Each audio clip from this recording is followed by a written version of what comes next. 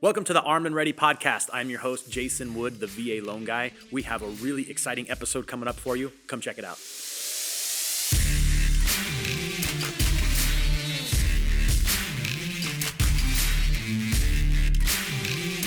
Today's episode, we have Navy veteran Devin Hayes on with us, and we're super excited to learn about her and everything that she's done in the military and in her civilian life. So, Devin, thank you so much for spending some time with us today. Yes, thanks for having me on. I am excited to be here. Awesome. Well, so you're in Colorado right now. We were just kind of talking about that offline, and something we both have in common is skiing and snowboarding, right? And so you're in the perfect location for that. But let's tell our listeners a little something about you. So tell us about, tell us about Devin. How did you get into the Navy? Like, what was going through your brain that triggered you to make that commitment? And what did you do in the Navy? I ended up in the Navy because I wanted to see the world. It was about halfway through my senior year of high school, and I hadn't taken the SATs or ACTs. I hadn't even thought about college, and it occurred to me that that was something I was supposed to do. And but I had no idea what I would want to study in college. So I surprised my entire family and enlisted halfway through my senior year, and decided that I was going to go travel the world and try and figure myself out. So that's kind of how I got into the Navy. I worked in IT, so it was the coolest job. I was on a ship, the USS Frank Cable, out of Guam, and so I worked in the Radio Shack, which was awesome. So I got my top secret clearance, did all this secure, non-secure voice and data comms, and got to work on like the RadCon team, and just some really cool stuff. When I first reported to my ship, we kind of were doing some ComRel projects, and just got to go see about 12 different countries in my first 6 months. And so it was the best decision. It was so cool. And it kind of helped me figure out what I wanted to study later in life, if it was staying military or getting out. So yeah, that's how I ended up in the Navy, I guess. So that's a little bit about my that's really cool. So what kind of ship was your ship? What was the mission of it? It was a submarine tender. So we were one of two subtenders, and we serviced all the submarines in the Pacific Fleet. Okay. And how big was your boat? Like, how many people on that ship at a time usually? I hope I don't mess up the stats. I think it was about 1,200 people on the ship. And at the time, it had more females than any other ship, minus aircraft carriers, when they have flight crew and stuff like that on it. So it was about 800 feet long, I believe, 46 feet across. It was just a big floating tub. It wasn't part of, we didn't go travel with the PAC-7 fleet or anything like that.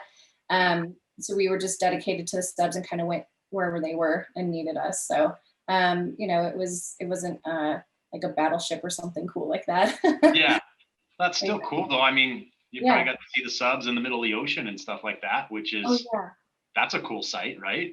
Yeah, and doing exercises where they would do at sea refueling. So you have the sub, surface, and we're going alongside, and just these lines, one of the drills and exercises. But it was really cool, and got to see a ton of subs. Got to go inside of them when we were in port and take a look at, because we would, joint efforts help their Radio Shack out with stuff like messages they may have missed when they were, or came in garbled when they were out to sea. So, it was so cool. It was, for being 18 and seeing all this stuff and just living this life. It's so crazy. It was the best decision. So yeah, it was awesome. That is cool. So how many? You said you visited quite a few places. What was your favorite place that you got to go visit? Okay, so surprisingly, Hong Kong was incredible. I had never had any desire to go to Hong Kong. And Singapore was beautiful. And I, again, 18, I had no idea. I wasn't, I don't know, refined in my geographic knowledge, I guess. So those two countries are cool. And I went to New Zealand just on my own, kind of took leave, and got to go visit there, which was cool because we were in Australia at the time. So Oh, sweet. yeah, so just a ton of traveling in those 4 years, and then you just make some of the best friends, lifelong friends, like, and you just connect with other veterans immediately. Because I don't think, I mean, as you know, like it's hard to explain that experience to anybody else who is not a vet and hasn't kind of lived through what it's like day to day in the military. How long were you in the Navy for total? So I was in 4 years active duty, and then 7 years in the active reserves while I was in college. I tried to keep up with it, but ultimately, yeah, just once I got to my professional career, I stopped doing the reserves, and that was it. But yeah, those 4 years of active duty were awesome and a good time. Yeah. So how long Where'd you did do you your say? active reserve time at? I did it here in Colorado. Oh, Just yeah, we would drill out at Buckley Air Force Base, and then on a couple of my like 2 week missions, I was in Hawaii once, and then I went to the Naval War College one summer. oh, sweet. Oh my gosh, it was so cool. It was really, really cool. The history there, the old buildings, and then actually working like on the main IT floor where there was no active like drill going on for the the higher ups, but seeing like the room and the stations where everything, all the tech was set up for where they, I guess, play war games, for lack of a better term, and it was really cool. Oh, that is cool. Yeah. So you get to do communications and have like this tech background, and then you're going to college. So you went to college in Colorado then, right? Yes, I did. I did. Thanks to the VA there, my sending me to school. I appreciate that. Yeah, the So GI Bill is awesome, right? GI Bill is incredible. Yeah, and then I got like the Navy. They had a scholarship on top of it, just kind of layered onto the GI Bill. So I got to use that too. So was one of the lucky ones that got out of college with. I had a little bit of a student loan just towards the end there. My senior semester, the tuition prices skyrocketed at CU, and so but it was like a couple $1,000 really. So very, very lucky to have my bachelor's degree without a ton of debt. Yeah, no, it's interesting. In the mortgage business, I see people's credit reports all the time, and you would be surprised how many people have like 6 figures worth of student loan debt. It's really, really surprising. I mean, I had some student loan debt when I graduated too, but I mean, it was like you, it was very nominal in comparison. But yeah, I can't imagine, going to school with today's tuition prices and stuff, and having that kind of debt burden. That makes it, boy, there's a lot of pressure when you get out of school. What did you study when you went to school? So I studied political science, actually. Oh wow. So aspiring to get into pilot school as I was in the Guard, and going in front of the pilot selection committees and stuff. You had to have your degree, but it didn't have to be in anything particular. And political science is where I kind of gravitated to. And I always thought, well, if being a pilot doesn't work out, that's kind of a launching pad into law school, maybe. Yeah. But once I was done with college, I had no more capacity for school. I was done with school. So law school wasn't on the table at that point. Yeah, but I fell into the mortgage industry right before I finished college and made it a career. I mean, here I am. This is my 20th year in the business, actually. So wow. Yeah, So I never. You've been able to write out those like peaks and valleys and bubbles bursting and all kinds of stuff, huh? Yeah, it's been a wild ride, to say the least. Really, really interesting. It was funny, not funny, but it was a little bit scary. Like when COVID hit this last year, the shakeup it had in the mortgage industry out of the gate. I mean, obviously it balanced out and everything's been fine, but that first, I don't know, 30 days, it was very reminiscent of like '08 when it crashed, and we were seeing investors just go out of business, disappear, guidelines changing like crazy, and we're all thinking, oh man, we're in big trouble again. And then the Fed stepped in and made some moves and stuff, and they learned from the last crisis how to what to do in order to prevent something crazy happening. So very thankful for that. And it spawned, a huge boom in the industry. But yeah, that first 30 days, it looked a lot like 2008. Wow. That's pretty scary. That's pretty scary. Yeah. Yeah. So now you have your own business, right? Tell us about that. You're in digital marketing. So Yes. tell us, what is digital marketing? For those that have no, I have an idea, but you tell us what digital marketing is. So it kind of touches a lot of points. So it's paid media. So those ads that pop up on Google, at the top of the search engine results pages. Mm-hmm. There's that component. Then there's a little component under that where you see, a map and then 3 results after you are searching for something. Oh, yeah. And then below that, where you see everything else on the results page, there's a reason all of that stuff appears where it does and how it does. And so digital marketing kind of makes sure that companies get on page 1 of Google or their ad gets displayed. Social media ties into that, as well as, the content on a website. So all the things that people do digitally online kind of are the common goal is to be on page 1 of Google, because when we're looking for something, that's where we go. Nobody gets to page 2 or 3. And so kind of all these different functions of everything we do online, from, emails, Facebook, Instagram, all the YouTube, podcasts, videos, everything.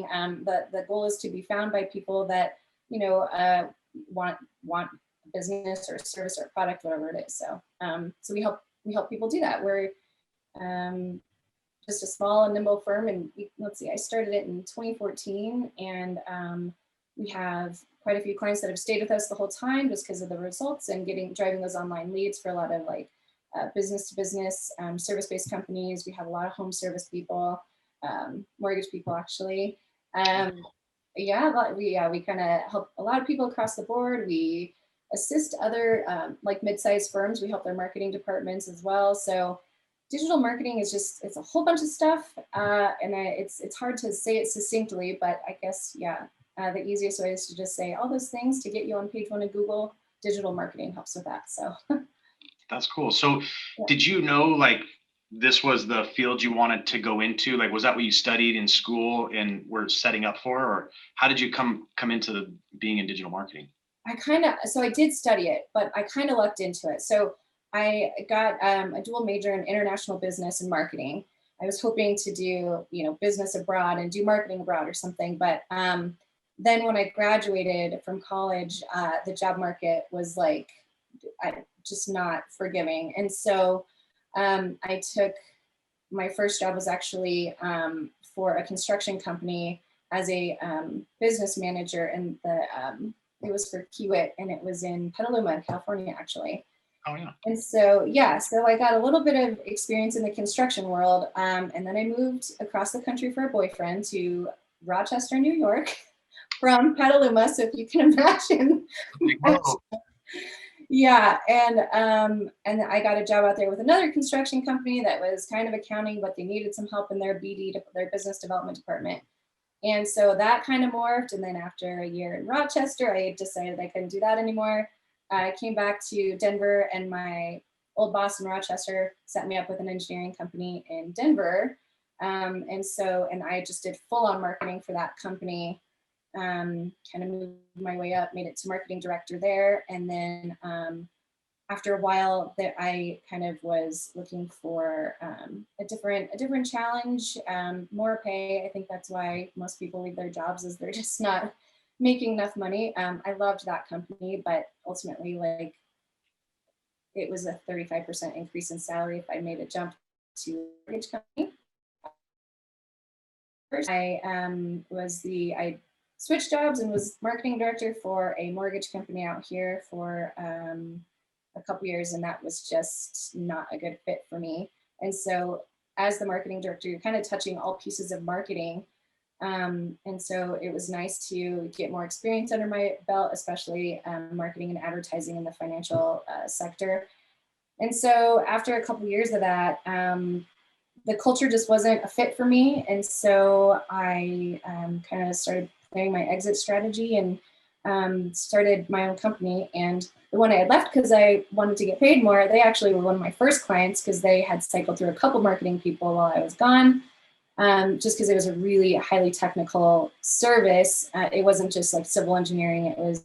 They did a lot of construction defect litigation. And so it's kind of complex and harder to kind of market. So yeah, and then, so yeah, that's a very long-winded answer, but so that's how I kind of came to be and came to have my own company. And then after a few years by myself, we just merged recently with another company, Niche Media, about 2 years ago, and joined forces. And yeah, we're growing and thriving and doing great. And you know, we really aligned with our values as far as how we handle, you know, not only handle the clients, but when an issue comes up, I think that's where we kind of stand out, is we're just, you know, highly ethical. We see a lot of, for example, we deal with a lot of home services people, but we'll only take one roofer in one specific market because, you know, if not, you're just kind of shifting money from pocket to pocket, but both clients are suffering because you're kind of competing against each other and cannibalizing one another. So we see a lot of marketing companies they'll take on whoever. And so we just, you know, have some clear lines we don't cross. And yeah. Really cool you do that. Yeah, that's really cool. Definitely. We get solicited all the time being in the mortgage business for all sorts of marketing things, right? And you know, the big pitch from a lot of them is, oh, we're just looking for one person in your market that, you know, fits this. I don't know that they're always telling the truth, but the concept of, yeah, you're not pitting me against someone else, that, you know, you're cannibalizing your own marketing efforts, really is great. Super cool. What do you see in, you know, like there's a lot of, I guess, headlines around like tech and social and the, you know, the big tech players and, you know, everything that's going on. What do you see from kind of a marketing standpoint with all of that? Has that been impacting your business? So what we see, what we've seen this past year, especially, is that, you know, what we all know as marketers is that content is king. And so there's a market saturation. There's so many blog posts. There's just a ton of content. And so what we're kind of seeing is the need for diversified content for each of our clients, where before, you know, you could optimize a blog post and just focus on blog posts only, and then sharing those on social media, and, you know, that kind of fit the bill. But we're seeing a greater need for actual engagement on social media from the content that you post and publish. And it all kind of lends itself to where you rank for your service in those organic search results pages. So what we're focusing on in 2021 for our customers is diversifying the content and really delivering something that people want to engage with. I think we all see, you know, the holiday posts from businesses we like on Facebook or Instagram, but you know, it just doesn't cut it anymore. So giving people valuable information, valuable content in different formats is you know, going to be a big thing in 2021, not just the usual blog posts. So yeah, no, I think you hit it spot on. Like there's a couple people who I follow, and, you know, some of them I try and emulate to a degree on what they're doing, especially on social, and it's content, right? It's just, it's sharing useful, good content. And, you know, it's interesting. And I've said this, and of course they say it all the time, is, you know, essentially some of the content we're sharing are, you know, quote unquote, like industry secrets, right? Like, oh, here's how I do this special thing, or get a client, or, you know, whatever. And I think so many people hold those industry secrets so close to the vest, like, oh, I don't want my competition to know how I do it. But the reality is that's the kind of stuff that people are interested in hearing. And 98% of them aren't going to do a darn thing with it. They just want to hear it, right? They're not going to act on it. They're going to mimic or copy it, but they just want to hear it, right? So, yeah, I totally agree. And I watched some other people in my industry where, you know, they've really just focused on content, and their businesses have boomed as a result. So, yeah, you're spot on with what I'm seeing, and I think that's really kind of the future, at least as far as tying all this digital stuff together, right? Yeah, yeah, definitely.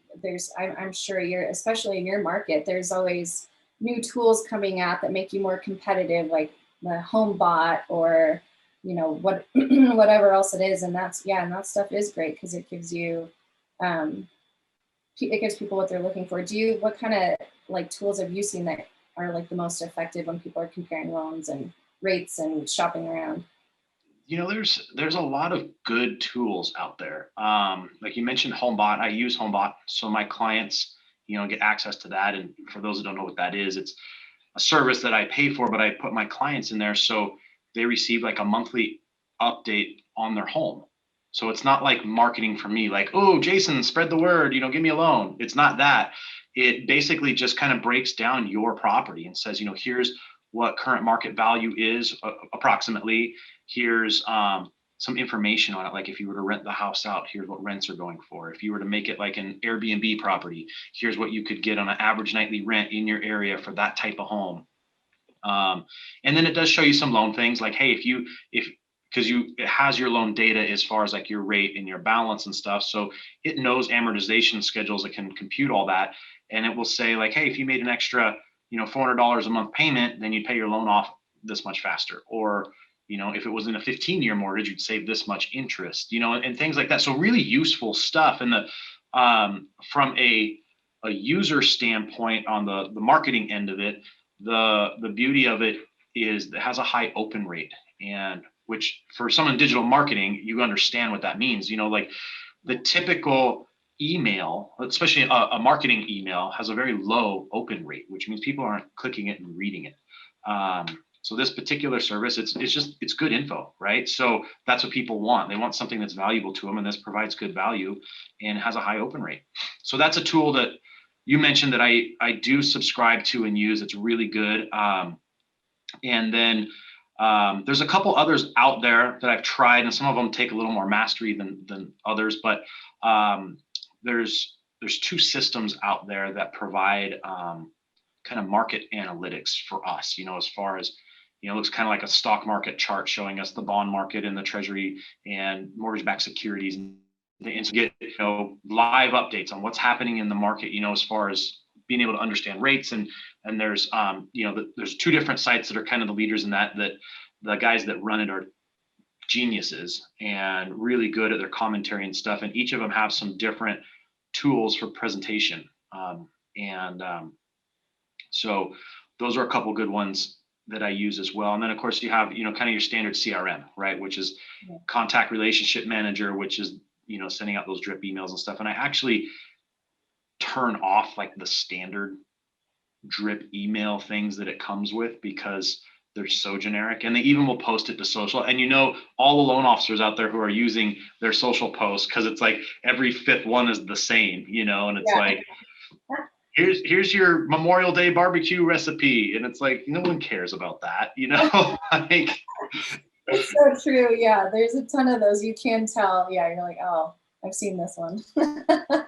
Exactly. Yeah. So that market, like you said, content is king. So my team and I, we spend a lot of time creating like our follow-up systems, for different parts of the business so that it is unique and something of value. But it takes a lot of time, a lot of energy, a lot that goes into that. I have a question about amortization schedules. When you're looking at it, I know that there's principal and how much of a payment is principal, how much is interest. If you pay additional interest on, like say payment number 2, does that eliminate payment number 3, or did you just like derail your entire amortization schedule? Because I thought I was making like another like payment, but. So when you make an extra payment, it's not going towards interest. We don't want to give the bank more money. But it's going towards your principal. So any extra, if you just throw $20 extra on your payment, it's going towards your principal. So that's the great thing about it. What's interesting, kind of sidebar on that, is that wasn't always the case. So prior to 2008, if you made extra payments, not every lender, some did, not every lender applied it towards principal. So you had to actually denote that that was to go to your principal. So, you know, back in the day when you wrote checks, I know that sounds archaic, but people used to write these paper things called checks, right? And you'd send in your payment through the mail. Crazy to think. And if you were to make an extra payment, you'd do a separate check, and you would, you know, put your $100 or whatever it was going to be, and then the memo line would be, you know, for principal reduction. And you'd have to designate that. Otherwise, they could apply it to the interest. Now, there's laws in place that prevent that today. So it all goes towards the principal. But to get back to answering your question, it doesn't derail the whole amortization schedule, but it also doesn't make the payment for the next month. So your schedule, your amortization schedule is your amortization schedule. So every month you're going to have your payment. If you made triple the payment today, if you made 3 mortgage payments today, it's not going to cover you through till April. You're still going to have a payment due every month. But what's going to happen is the extra money is lopping off the top of the principal. So now you're saving interest because the calculation is changing as far as total interest charge, and you end up paying the loan off sooner. Okay, yeah, I guess that's what in my head I pictured, like I make payment 2 and pay like line item 3's principal, and then I can go to like line item 30 and like cross it off. That's what I kind of thought, but maybe not. Anyways. Kind of, yeah. I mean, they say if you make the equivalent of 1 full mortgage payment, extra mortgage payment per year, right, which could be $100 or $200 a month, or you know, your tax refund, and you plop the whole thing down, whatever. 1 extra payment per year will shave, depending on the math, between 6 and 8 years off the total life of your loan. So you can make it, you know, a 24 or 22 year loan, by just making 1 extra payment, which might be just a couple $100 a month. Yeah, so it's pretty cool. Then there's another neat feature for those who it works for, which is biweekly payments. So I think most servicers will actually do it now, but you could set it up so your mortgage payment essentially gets chopped in half, and half is due on the 1st, and the second half is due on the 15th. Which for some people's like pay cycles, that might work perfectly. But the beauty of it is there are 26 biweekly periods in a year, which equates to 13 monthly payments. So you've got your extra payment in there per year by switching to biweekly. Oh yeah, that's a neat little tip there. Yeah, so you can really chop it down and save yourself some interest doing that. Yeah, absolutely. Which is really cool. Yeah. So a lot of little neat tricks like that. And then obviously, you know, refinancing rates are incredibly low. So getting into something super low. I mean, we've helped a lot of people go from a 30-year mortgage into a 15-year where their payment really didn't change much, or, you know, maybe it went up nominally, but they just converted to a 15-year mortgage, and the dollars that you save in interest are large. When you change the whole amortization schedule down to 15 years, it's a tremendous savings. Really, really big. Yeah, makes sense. Yeah. So what's the growth plan for you and your company now? You guys said you're small and nimble. So are you guys kind of good where you're at with size of employees and clients, or are you always looking to kind of build and grow more? Yeah, we are looking to grow a little bit more. We are pretty good right now with employees, but I think ultimately we would just like, you know, a handful more of clients. We offer like a full package service where we do everything from your social media, email marketing, search engine optimization, your paid media, you know, your local SEO, your content strategy, your content, right? We have a package where we kind of do everything for you.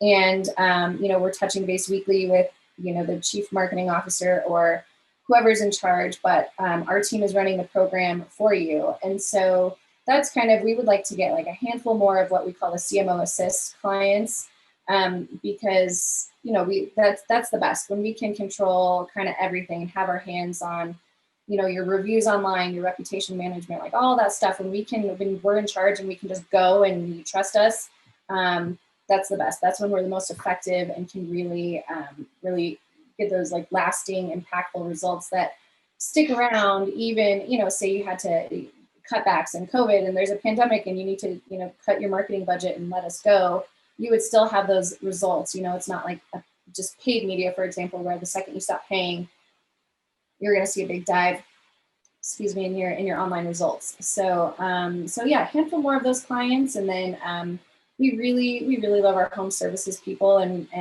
they're just, kind of salt of the earth people that have a smaller marketing budget. And so we kind of do one-off services for them and help them with their local SEO, which, for those guys, that's the most important thing, the most cost effective, and it'll have a higher impact sooner for the least amount of money, really. So, so those are kind of areas we want to grow. And if we get big enough where we can bring on someone else, maybe mid-year, that would be great. But yeah, for now we're sitting pretty. Just want to get a couple more people. So yeah, that's really cool. And I like how you touched on kind of that full package thing, because the whole marketing approach, all of those things interlink at some level, right? very much so, yeah. So I think it behooves people or companies to do kind of the all-in-one package, because you can't have one person internally running social media and then a third-party company that's running the ads and SEO, because they do need to sync and talk. And probably cheaper not to have a paid staff member anyways, and just have it all outsourced, I would imagine. But yeah, that's a really good point. It just all talks to each other. Are you seeing, or have you seen, I remember, a long time ago, like the pay-per-click thing was just this huge rave, right? And I think social media has kind of diluted that quite a bit, right? With Facebook ads and Instagram ads and things like that. Is that something that's still talked about, or do you see kind of that shift to the social media platforms? So, there's a purpose for each platform. And when you look at social media ads, I think those are effective and really inexpensive for e-commerce. But for like service-based businesses, we tend to kind of shy away from social media advertising unless it's for a brand play, because when you're paying for ads on social media, those are passive users. They're scrolling, they're not looking for your service. But on, with AdWords, people are actively looking for that service, and that's when your ad will appear. So, if you've got a slim budget and it's specifically to make that phone ring, we don't recommend social media ads if you're a service-based business. Now, e-commerce, that's totally different. I'm guilty of clicking on every Instagram ad and buying whatever. I still have like 5 Christmas ornaments that haven't arrived from China. But for service-based businesses, unless you're, it's a brand play, because top of mind awareness is always important.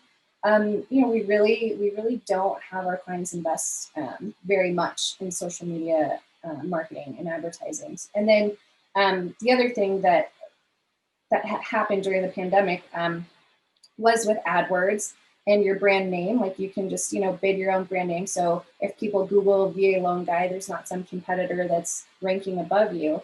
Well, what we saw with our home services clients was that competitors were just clicking on ads to drive up the price. So something that would normally cost, $3 per click was at $70 a click. It's just crazy. Yeah, that was nuts. And then the other thing, as far as is Google local service ads, which I don't know if you've searched recently, but if you're looking for an electrician or a plumber or pest control, roofers, they now have this, and it's about a year old, maybe two years old now, actually, called Google local service ads. And it has primetime real estate on the search engine results page. It's at the very top, and you get a little green badge that says Google guaranteed, because Google actually does a background check on the owners, and they check their insurance. So they kind of vet out whoever is able to run those ads.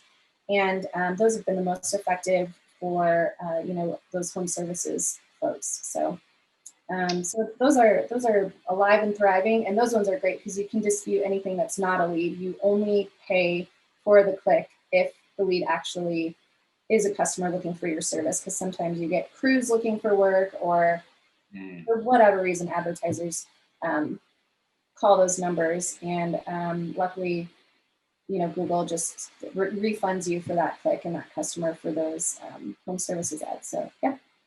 That's really cool. It's interesting. You mentioned that, kind of clicking to drive up the price. So years ago, I got suckered into Yelp's sales pitch, and they went on trying to get more clients in the mortgage space, and they were going after people in my local area, my sphere. And I had some friends in the industry at different companies call me and say, hey, what do you think of the Yelp thing? They were using your profile as an example.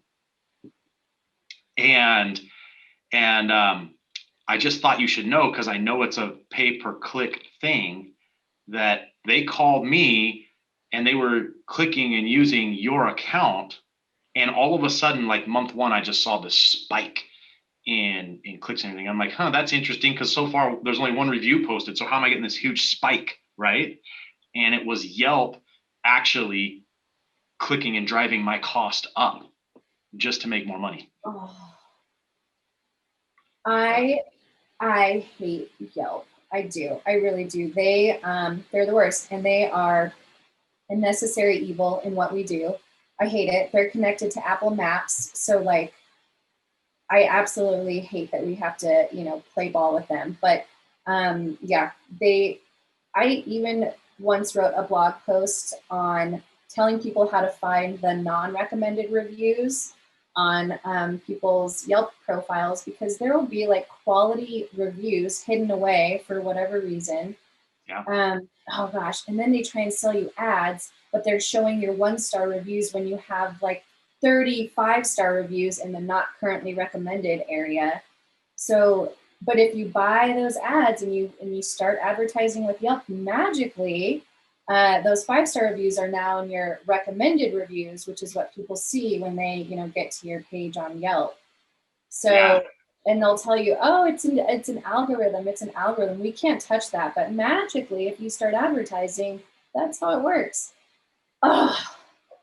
Yeah, no, I feel your frustration, because, and I have a realtor friend in the area, and has a gazillion outstanding reviews, and just is a superb person, and earned it, right?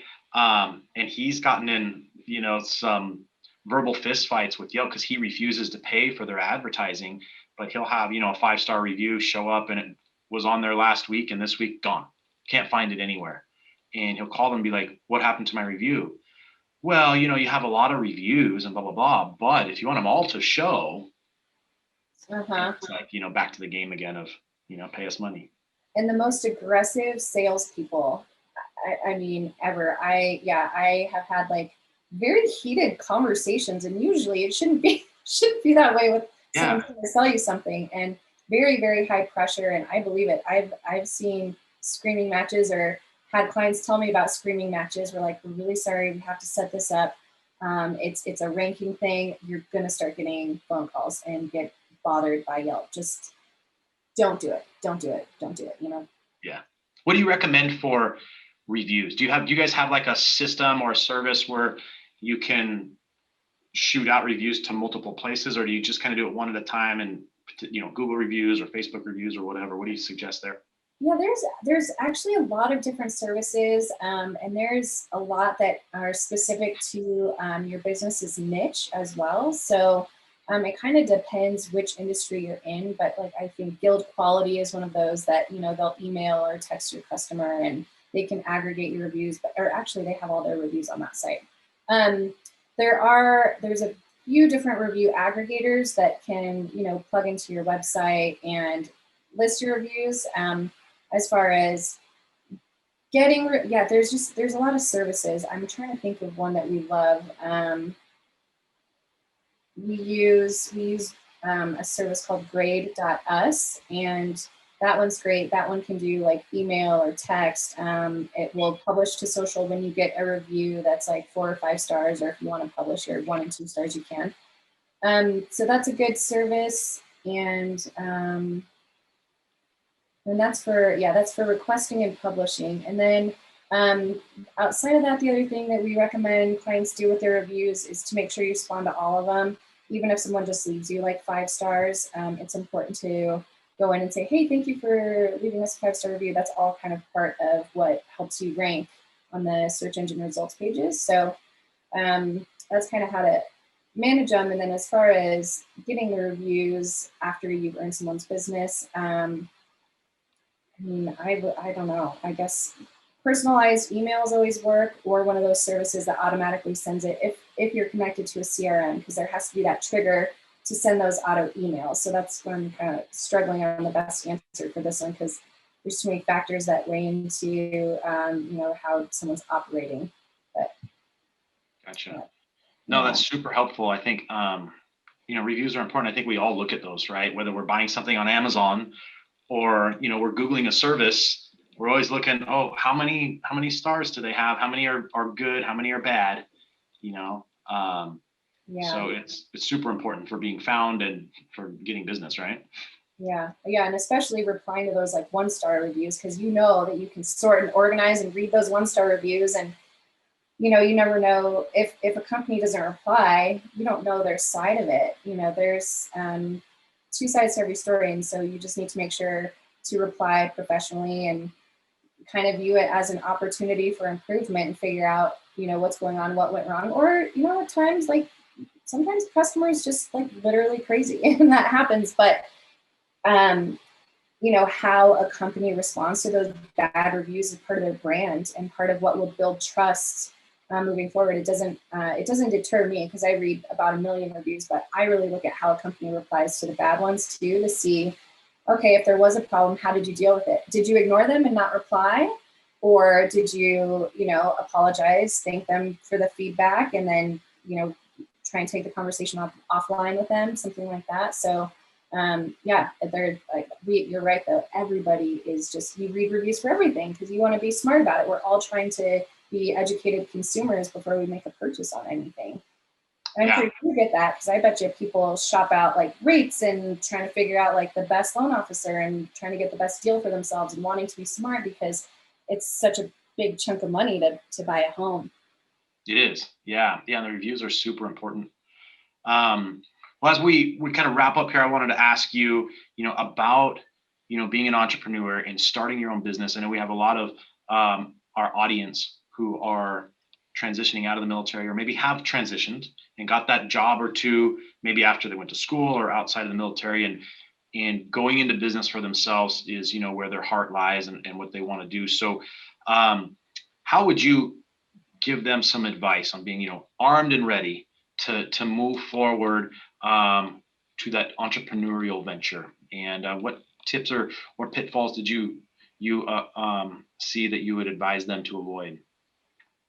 Absolutely, yes. I would encourage anyone who wants to, you know, start their own business to get out there and do it. I think that the biggest thing that I didn't do that I probably should have done from the beginning was create, well, number one, a marketing plan. I kind of was just flying by the seat of my pants because I knew marketing, right? But I knew the tactical portion of it really well. But if you don't, you know, plan the work and work the plan, then you're kind of gonna fail. So you need to check out, you know, do a competitive analysis. What business is it that you want to do? What are your competitors doing? What do you see them doing really well? What do you see them failing at? That could be your opportunity. And how are you going to be different than, you know, they're already doing? Figuring out who your buyers are. You know, it sounds simple enough, but you got to know your audience, right? If you have to figure out the platforms that they're on. If you have, you know, if you're doing like a reverse mortgage, I don't think you need to spend time on TikTok, for example. So, good point. Yeah. So it's figuring out those buyers and where they're at, because, you know, you don't have to be everything to everyone, you know, and that's fine. And so I didn't take the time to really identify my buyers in the beginning. And so that led me to kind of just being too many places at once and not really focusing on where the people were that I wanted, you know, to be my customers. And then on top of, you know, really planning that out and figuring out how you're going to differentiate yourself and all that, I think it's really important to set those SMART goals that, you know, they're measurable. So if you want to grow your business by 15% or your, I don't know, your Facebook following by 15%, how are you going to do that? Are you joining groups? Are you going to do, some paid social media, whatever it is? I'm having measurable goals instead of saying, I want to be the best digital marketing company in Denver. That sounds great, but how would I do that? And what measurable thing could I associate with achieving that goal? So I guess those are two things that I would do before, you get started and really figure out what those answers are so that you can pat yourself on the back when you meet those goals instead of just feeling like you're on this hamster wheel and not getting anywhere. Yeah, I think that's super valuable. And you mentioned working the plan. One thing I pay for professional coaching, and one of the parts of the coaching is creating a marketing calendar for the year. And the marketing calendar is, what day of the week am I going to work on, some sort of marketing, whether it's, social media posts or whatever, podcasts, right?